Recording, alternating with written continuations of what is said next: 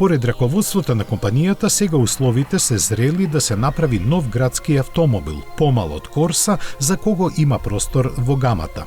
Имено урбаното електрично возило со значката на Opel не е официјално потврдено. Коментарите сугерираат дека тоа веќе може да биде во развој. Изгледот би бил врз основа на новиот стилски јазик представен со концептниот Opel Experimental.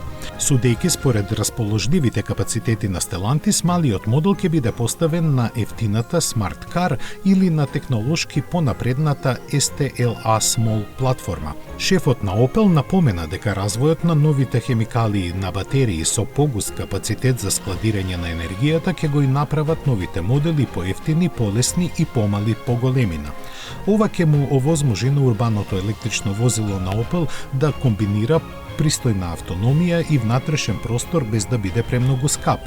Opel цели на цена од 25.000 евра за следната генерација на електричниот градски автомобил. Извршниот директор на Opel рече дека целта од 20.000 евра е неостварлива поради високата цена на материјалите. Најверојатно, конкретни резултати за планираното мало електрично возило на Opel ќе бидат видливи најрано во 2025 година. Во овој момент се сведува на шпекулации и планови.